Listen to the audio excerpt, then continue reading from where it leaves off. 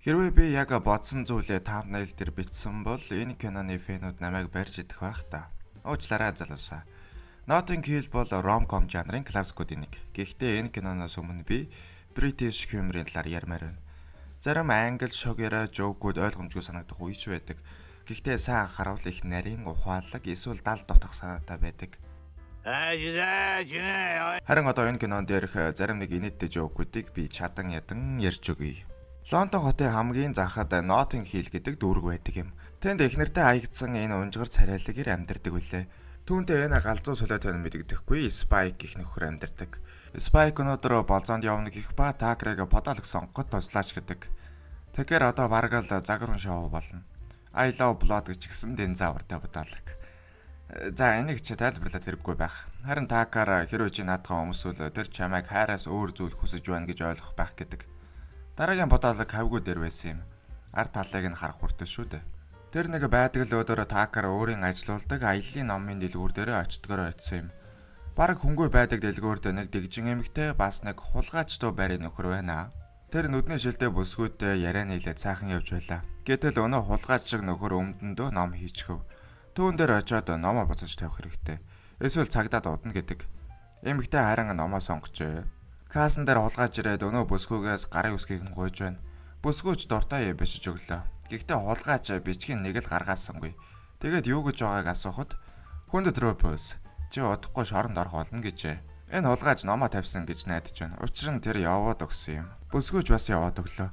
Энэ эмэгтэй алдартай олонний танилцуулалтай. Дараа нь Tucker копи аваад гудамж иргээд явж байсан нөгөө бүсгүйтэй мөргөлдөөд копигаа асгачихлаа. Бүсгүй ингээр копи болчихсон байх ба Tucker ч гудамжны нөгөө тал дах гэрээ зан тэшээ орж цамцыг нь угааж өгөх эсвэл цэвэрлэгээ дуудаж өгье гэдэг. Бүсгүй харин дэдний доорж хувцас сольдог. Нүдний шилээ авсан илүү үзэгсэлэнтэй эмэгтэй байв. Tucker ч түүнд цай, кофе, зөгийн бал гүзээлзгэн санал болгодогч тэр үгүй гэдэл. Тэгэхэд нь Tucker түүнээс та үргэлж үгүй гэдгүү. Үгүй. Сонирхолтой юм. Тэр хоёрын донд ямар нэгэн зүйл болоод байлаа. Ер нь бол дэлгүүрээс хойш нэгэндээ татагдаад байсан юм. Гэхдээ л тэр явчихлаа.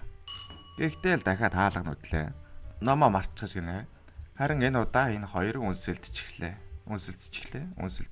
За. Тэгээд энэ талаар хүнд хэлэхгүй бол сайн байна гэд бүсгүй яваад өглөө.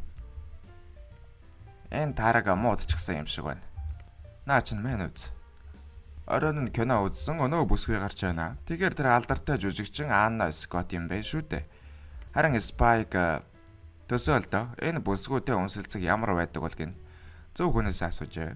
Маргааш нь Spike өмсөг увцсгүй энэ увцсыг өмсчээ. Би тэр хоёр товчны завсаар юу байгааг их гайхаж байлаа. Тамиг байсан юм байлээ. Хамгийн гажиг нь энэ Spike-ийн хувцс биш Tucker-ийнх. Яг дараа нь би нэг зүгээр л усны хувцс гэдгийг ойлгосон юм. Гэж. Өдөр тамхилж байгаад Spike Анна гэдэг эмэгтэй гэрлүү залгасан гэлдэг. Гэхдээ нэг буудалд хуурамч нэрээр байгаа юм байх. Spike гэхдээ бас буудлын нэрийг сандгүй. Tucker ч тэр буудлын руу холбогдоод боо юм болж Аннатай холбогдлоо. Тэгээд тэд хамт цай авахар болсон юм. Ингээд түүний байрлаж байгаа буудлын руу очлоо. Цахилгаан шатнаас л нэг эрттэй хамт ижил зүг рүү яваад байна. Явсаар байгаад нэг хаалган дээр очлоо. Залууч санаа зовсон зүйл алга. Хаалга найхад Анна биш харин нэг бүсгүй түүний зурагтай сэтгүүлийг өгөөд оруулж байна. Тэгэхээр Tucker Аннаг сэтгүүлчдэд ярьслага өгөх үеэр ирчихсэн бололтой. Тэрүүгээр дүүрэн сэтгүүлч байна. Түүнтэй уулзахын тулд өөрийгөө сэтгүүлж гих хэрэгтэй болов. Тэгэхдээ бүр Horse and Hound гэх сэтгүүлээс явж байгаа гэдэг. Харин Аннагийн тоглосон кино сансрах. Ямар ч гэсэн түүнтэй уулзаж чадлаа. Гэсэг хэдэж туслахууд нь өрөөгөөр нь орж гараад ярих боломж олгодоггүй. Ингэсээр ямар ч гэсэн Анна түүнээс эртэд үнсэндээ уучлал гуйх гэж холбогдсон мэдлээ. Харин Tucker түүнд тэр хичнээн гайхалтай үнсэлт байсан гэлж гарахын өмнө түүнийг орой завтай эсхийг асуудаг. Гэтэл дараагийн сэтгүүлч ороод ирлээ. Хариугаал авч чадалгүй гарлаа да.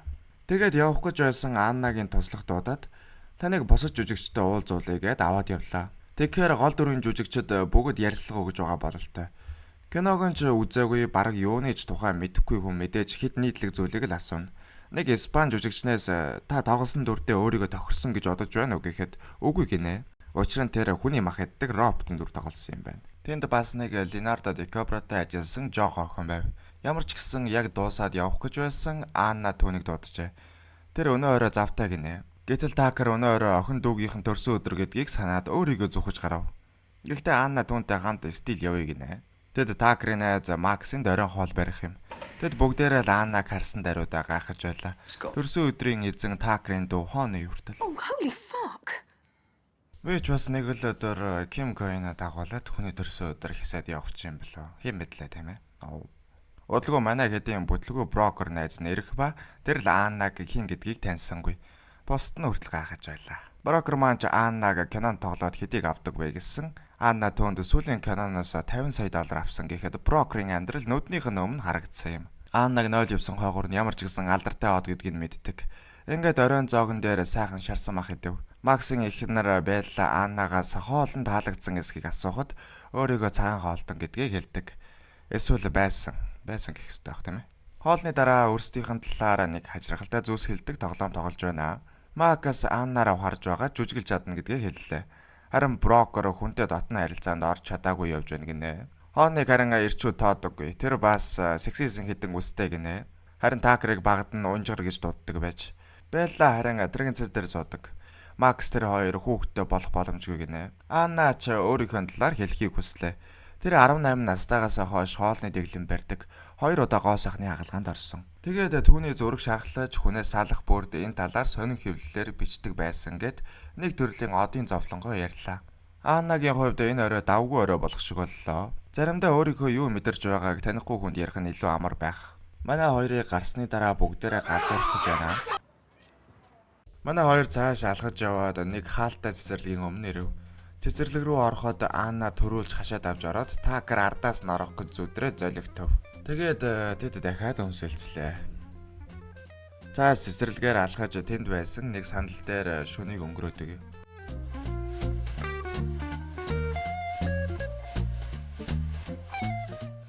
Киноны дараа хоол идээд сууж байхад нөгөө талын ширээн дээр хэсэг залуус Аннагийн тоглосон киног ярьж гарлаа. Тэгээд түүнийг Meg Ryan-тай харьцуулав. Meg Ryan бол 90-с 2000-ад оны оргилдоо мандаж байсан rom-com киноны загалмайлсан ихэл гэсэн үг. Тэгтээ энэ хамаагүй л дээ. Тэд Аннаг иршүүдийн ширээний ард ярддаг заваан том үний жоокныхоо нэг хэсэг болгосон юм. Үүнийг сонссон Такер твцсэнгүй тэдэн дээр явж очиод залуусаа та нар бодтой хүний талаар ярьж байна. Тэгэхээр жаахан хүндэтгэлтэй байж болох уу гэв. Тэд харин Такерыг шоолж Анна анзааргадалгүй түүнийг аваад явлаа. Гэхдээ ер нь тэд одоо Аннаг боддоор харуул ямар байх бол гэж бодож байна. Бүгдээр ингийнх нь ирүү заадснаасаа саллаа. Тэгэхээр танд манай бичлэг таалагддаг бол бас би их олон толгой юм донгосож байвал сав дараарай. Бас энэ Или балаа яриаг маань нэмэлт байдлаар сонсохыг хүсвэл дөнөө шингэлгэх боломжтой. Учир нь би шин дунд копи ууж энэ хинт чирэггүй зүйлсийг бичдэг юм. Баярлалаа. Лондон их бүрхэг цаг агаартай газар. Такерт ч гэсэн тэр бүрхэг цаг агаар уудалгүй ирсэн юм. Аннатай уулзахаар буудалд нэртэл тэр нэг л сандарсан харагдав. Тэгээд түүний найз залуу ирч гисэн гинэ. Найз залуу нь Алек Болдвин. Такер ч өөрийгөө өрөөний үйлчлэгч гэхдээ хувцаа мартчихсан гэж хэлээд тэр Аннатай уулзав. Анна өөрөө юу ч гэхээ мэдэхгүй ба. Такер түүнд баяртай гэж хэлээд хамаг хоолтой тавг суулгыг нь аваад гарлаа. Та алдартай жүжигчин, царайдлаг, кино бүрээс 50 сая долларын орлого олдог бүсгүүд хайртай болох байсан уу? Яг боддоор одоо үед крашлахад байсан баг. Харин Такер түүнд үнэхээр сайн болчихсон байв. Тэр хэсэгтээ л сэтгэлээ сэргээх гэж найз Максиндаа үлдсэн юм. Макс ч Аннаг мартуулах гэж болзоод бүсгүүчүүдийг Такертай танилцуулдаг байв. Гэхдээ нэг л түүний алхаж байгааг харал да. Дээрээс нь тэр алкогол дуртай байсан. Дараагийн бүсгүй харин жимсэн хоолтон. Их сонирхолтой. 3 дахь бүсгүй харин илүү дээр эсвэл арай энгийн бүсгүй байсан юм. Гэхдээ л Такер Аннаг мартаагүй. Түүний амьдралд ер нь Аннагаас гадна 2 л эмэгтэй байсан юм. Түүнтэй гэрэлсэн даруйдаа хайж явсан ихнэр нь бас нэг хайртай бүсгүй нь түүний хамгийн сайн найз Макстай суусан юм. Энэ бол Белла. Тэгэхээр Такер унжгар дээрээсээ азгүй амтан бололтой. Классик хослол. Дахиад л тэр нэг өдөр хаалга нүдсэн хүн нь Анна байв. Тэр залуудаа мөнгө алдар нэргүй байхдаа хэдэн хагас нүцгэн зураг авахулж тэгтэл энэ талаар одоо шуугаад эхэлж сонин нийтлүүд түүний талаар бичээд эхэлсэн. Буудлан сэтгүүлчдийн үүр болоод энд ирчихэлтэй. Түүнд хэцүү байгаа нь мэдээж. Олонний танил байна гэдэг нэг талаараа сайхан ч олон нийтийн өмч болж байгаатай ялгаагүй зүйл. Яг л 0 шиг тийм ээ. Харин энэ үед Аннагийн зурагтай сэтгүүлийг барьсаар Spike 0 руугаа яаравчлан гүйсэн юм. 0-д тэр зургийн эзэнтэй таарна гэж мэдээж бодоогүй л байх л та. Зүгээр л шалгасан юм. Танд баярлалаа бурхан минь. Харин түүний найз залуугийн хувьд тэр үед тэр Аннаг зөвхөн онгоцны боол руу хүргэж өгсөн юм байх. Ер нь бол X нь бол л да. Анна ч хэсэг таймширч тэд хамтдаа түүний шинэ киноны үгийг цээжлэгтэн бэлдэж, зарим гэдэж Такерийн хөлний талаар ярьж цагийг сайхан өнгөрөв. Оройн Анна Такерийн өрөөнд Такер буудан дээр унтахаар болов. Мэдээж хэрэг түүний нойр хуйлж байна. Түүний хайртай бүсгүй нь өөрийнх нь өрөөнд унтаж байна шүү дээ. Энэ үед Спайк бууж ирээд түүнийг Анна дээр очихыг ятгаж гарваа. Харин Такер Анна одоо асуудалтай байгаа. Энэ чинь бүдүүлэг гэд халгаасангүй. Гэтэл бодлоггүй Анна өөрөө буугаад ирлээ. Тэд хамтдаа шөнийг сайхан өнгөрөөсөн мэдээж. Маргааш өглөө нь Анна өглөөний хоол бэлджээ. Хоромхон энэ цаг үрд байгаасаа гэж Такер хүснэ. Одлгүй хаалганы хонхт угарч Такер очиход гэрийнх нь үүдэн дээр Английн хэвлэл мэдээлэл тэр жигтэй нүгөөд ирчихэж. Хөөрхий Такер гэрийн бодоолог дотор хувцастайгаа зургаад аруулсан да. Тэгээд цочирдож дуусаагүй байтал Анна хаалгыг нээгээд сэтгүүлчдэд хүсэж байсан зүйлийг нь өглөө. Анна менежер рүүгээ холбогдож харин хөөрхий Спайк ихээс төрсөн эгэл бие Английн хэвлэлийн өмнө үзүүллээ. Ер нь бол тэр нь таалагдж байх шиг байна. Харин Анна мэдээж уурлаж байлаа. Энэ бүхнийг дагаад түүний карьер амьдрал яригдсан шүү дээ. Харин Такер илүү өөдрөгөөр харахыг хичээж байсан юм. Энэ ч сонин маргааш гихтэл хог болно шүү дээ гэдэл. Гэхдээ олон нийтээр гарч буй оддын талаарх мэдээлэл бүр баримт болон үлддэг ажээ. Тэгээ болохоор Анна энэ болсон үйл явдалд үргэлж харамсах болно гэв. Хөөрхий Такер тэр дахиад яваад өглөө. Энэ киноны найруулагчийн нэг ухаалаг шийдэл байдаг юм. Тэрээр 1 жилийн дараа гэдэг хямд хөсөр текст ашиглахын оронд 1 жил өнгөрсөн гэдгийг 4 үйлрэл дамнан харуулсан юм. 100 намар хавар өвөл гэдэл. Нэгэн өдөр Хооны Спайк 2 түүнд Аннагийн төлөөлөгчийн дугаарыг олж өгсөн ч Такер түүнийг хайчихсан. Манай хэдийн найз Тони гэж залуу байдаг юм. Тэр жилийн өмнө архитектурын цалин сайттай ажиллах хайж ресторан нээсэн. Гэвч хүн ерөөсөө үйлчлүүлэхгүй болохоор тэр ресторанаа одоо хаахаар болсон юм. Тэгээд өдөлтийн зоог барьцгаалаа. Харин брокер ажлаасаа халагдаж Хооны Спайкт сайн болжээ. Хоолны дараа Макс түүнд нэг сонин өгсөн нь Анна дахин кино зураг авалтаар Лондонд ирж. Маргааш нь Такер зориг гаргаж зураг авалтын талбай дээр очив юм. Хамгаалагч түүнийг оруулахгүй гэсэн ч Анна тэр хоёр нэгнээ олоод харчихлаа. Хин нэгнээ сансан бололтой. Зураг авалтын дараа ярилцъя гинэ. Аннагийн менежер харин Такерд зураг авалтыг хажуугаас нь харах боломж олгосон. Харин дууны инженер түүнд жүжигчдийн яриаг сонсох чихвж өгсөн юм. Энэ үед Анна нэг эрэгтэй жүжигчинтэй ярьж байлаа. Энэ эрэгтэй жүжигчин их тэнэг ир гэдэг нь ойлгомжтой байв. Тэгээд тэр Такерыг хэн бэ гэж Аннагаас асууж байна л да. Анна харин зүгээр л өнгөрсөнд байсан ир хинч биш гэдэг. Ер нь бол энэ кинон дээрх Аннагийн дүрийг ойлгоход их төвөгтэй юм. Такер ч үүнийг сонссон даруйда яваад өглөө. Дараа нь Анна түүний дэлгүүр дээр ирсэн юм. Түүнд нэг зураг өгөх гэж ирж, бас түүнтэй өмнө нь ярих гэж оролцсон гэд түүнд сайн гэдгээ илэрхийлэх гэж оролдож байлаа. Харин Такер түүнд зураг авалтын талбай дээр сонссон зүйлээ хэлэхэд чи намайг Английн хамгийн тэнэг эрд үннийг хэлнэ гэж бодоо юу гинэ. Мэдээж хэрэг түүнд сайн биш байсан бол ингэж ирэхгүй шүү дээ. Энэ үед Такерийн ээж залгаж тэр ээжтэйгээ ярих хэрэгтэй болсон юм. Энэ хормон Такерд юмсын талаар эргцүүлэх боломж олгосон юм. Тэр хэлэхдээ би Нотинг хилд амьдардаг. Чи Beverly Hills амьдардаг. Чамайг хүн бүр мэддэг. Миний нэрийг харин ээж маань заримдаа мартчихдаг. Буюу чи бид хоёрын ертөнцийн өөр иймээс хоёулаа энэ хүрээд дуусгах хэрэгтэй байх гэв. Мэдээж бүтэхгүй зүйл гэж байдаг шүү дээ.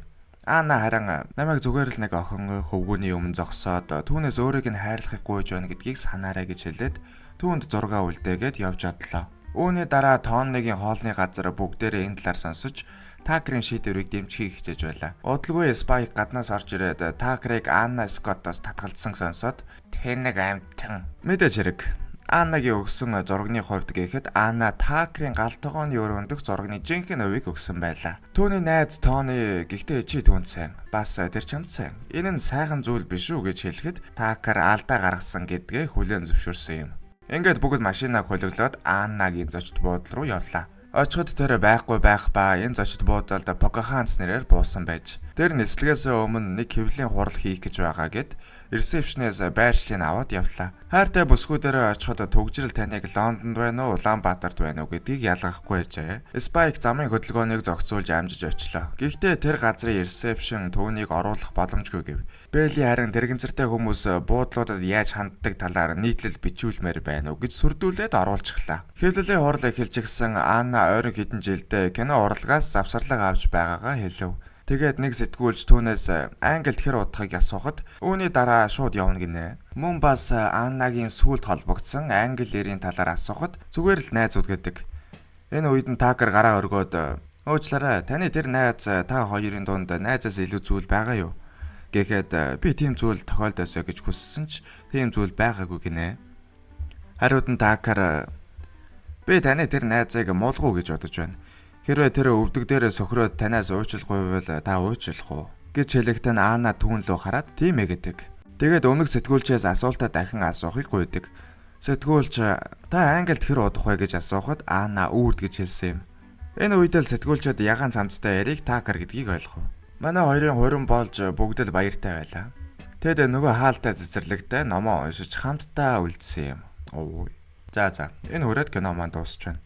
Тэгэхээр та энэ нэг юм ямар удаан бичлэг оруулдаг юм бэ гэж бодож байвал би уул нэг сарын нэгэнд нэг энэ бичлэгийг оруулах хэрэгтэй байсан л да. Гэхдээ шампасг эргүүлээд хоол өгдөд тэгээд тиймэрхүү юмсан. Тэгээд